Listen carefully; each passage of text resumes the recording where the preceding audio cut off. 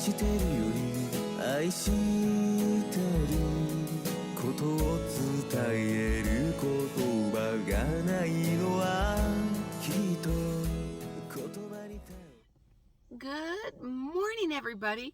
Ma Terry here, and my beautiful co-star, Miss Lucy. And boy, do I have a good one for you guys today. Did I mention that I rescued a baby yesterday? We're going to talk all about that, and we're going to tie it in with camping and van life and dealing with your disabilities. So hold on, Miss Lucy. So today's video is all about how to modify. Some people have illnesses and it doesn't matter. You can still get out and have a great lifetime. You really can. Two of my friends that come to mind is Karen, who does rolling in a wheelchair. That's a vlog, and she travels around the country in an RV, and she tells you where it's handicap accessible.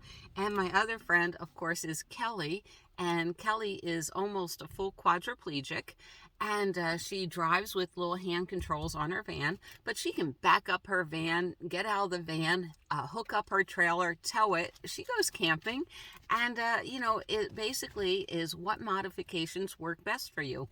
Oh, and did I mention that yesterday I rescued a baby? Yes, I did. We'll get into that story. But it's all about how I make my disability work for me and what it's like. All right. So, yes, I'll probably have to read this, but I thought this was a good opportunity, how I meet my challenges. And yes, I probably should be in structured living. You'll get a big clue about that in a minute. But so what was it like rescuing a baby? It was pretty cool. So let me explain my challenges. I'm staying with my sister. I am camping in the van, but I'm mooch docking. And, every day my sister and I, we go for a 4,000 step walk once around the neighborhood. And we did that yesterday. Well, Lucy, she was feeling like she had too much energy. And it's like, all right, I'll take her for a walk. We'll just walk a couple of blocks. Usually she's good for that. So I don't have a visual memory, but I tell myself, all right, we're going to walk 2 blocks south. And then we're going to turn right and walk 2 blocks, and that'll take us to the auto shop. Usually a person with a visual memory can remember, okay, this house with the, polka dot fence or whatever, that goes into their memory. Me, what I have to do is talk to myself, and words, I remember words, so. And it's easy, except for if I get stressed, that's when the PTSD and the TBI kicks in. Then I start getting confused, really confused, and we'll talk about that. I thought of it. That's probably why I'm good at storytelling, is because I think in words. I don't think in pictures. Anyhow, so it's not that hard. Walk down 2 blocks, turn right, walk down 2 blocks. And by that time, Lucy was tired. All right, so it's time to go back. All I have to do is reverse my direction, right? Not too hard. So we turn around, I walk for a little bit of a distance, and there's an intersection, and there's a baby in the intersection. And by baby, I mean maybe a 1.5-year-old, and it was complete with a binky in its mouth, and it was really, really short. It was a cute little baby, but I'm like, wait a minute, hold on. So not a lot is registering, but it's like, oh, there's a baby in the road. This isn't normal. Something told me this is important and I'm going to have to analyze this situation. So I'm like, this is dangerous having a baby in the middle of the intersection. What should I do? I don't know. And the reason why I don't know is people with a functioning memory, they can go, oh, I saw this on a TV show and this is what you do. Or this happened, 20 times in my life. You have, you can basically go into your memory, figure it out, and then come up with a solution. Me, I can't do that. But I knew having the baby in the middle of the road, there was something wrong with this. So now it's time to troubleshoot. Okay, why is this baby in the road? I don't know. The baby belongs with an adult. Yes, it does. The baby likes Lucy. All right, we're not moving. Is the baby really in any big danger? Well, no cars were coming. What should I do? I don't know. So I'm like, you know what? We're just going to sit here and we're going to wait for a few minutes. We're going to try to reason this out. But my big priority was don't chase the baby away, because the baby can run a lot faster than me.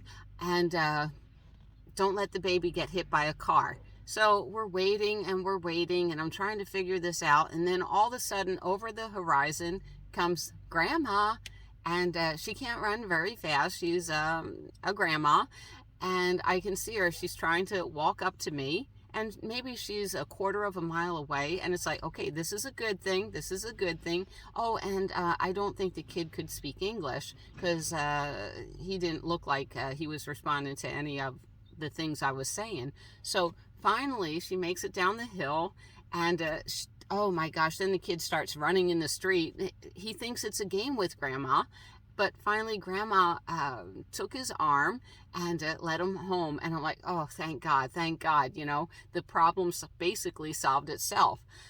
But then I started walking back to my sister's house. Now, I'm not too far away, but because of the stress, I had no idea where I was at.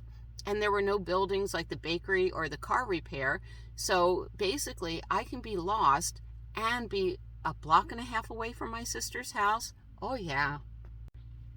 So once I realize that I'm lost and there's no name signs on the street, so I can't figure it out, I decide to pull up my cell phone, my GPS, Judith. And you know what? Just put in my sister's address and we'll walk to the house. So I do that, and then the panic starts. Judith has me running around in a circle. We're walking in a circle. Judith doesn't know where I'm at. And it's like, oh my God. And I do have a card, because if I get too stressed, then I go into mutism and I can't talk. But at least I can use the card to identify myself and, you know, call the cops or something for help. So it's like, I'm confused. I don't know where I'm going. Judy doesn't know where I'm going. How am I ever going to get out of this?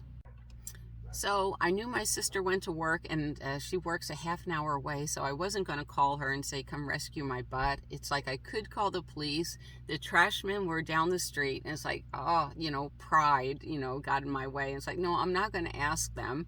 But for 20 minutes, I was panicked. I was scared, and it's like, oh, and the more panicked you are, the more lost you get. But then, all of a sudden, a familiar voice says, 10 right. And it's like, Judith, my GPS, she's back online. We're saved. We're saved. And within 2 minutes, we were on our way home. I thanked my lucky stars. Thank you, God. He rescued me once again. But here's the thing. Should someone like me, you know, I told you I get lost just going down the block. And if I don't have GPS, I can't figure it out. Should someone like me be running loose on the streets? Yeah, I think so. And you know what? If I wasn't running loose on the streets, that baby would have got hit by a car. So I think God put me in the right place at the right time. But I have learned to modify through the years. You know, my cell phone is my everything. It is my working memory. If I want to see what I did 3 days ago, I have photos, I have videos. The videos help me relive the feelings. I have maps so I can travel. 20 years ago, without the cell phone, no, I would be in a house, you know, with nurses and everything, and they would be taking care of me. But if I need to figure something out, I can just go on YouTube, watch a video, and figure something out.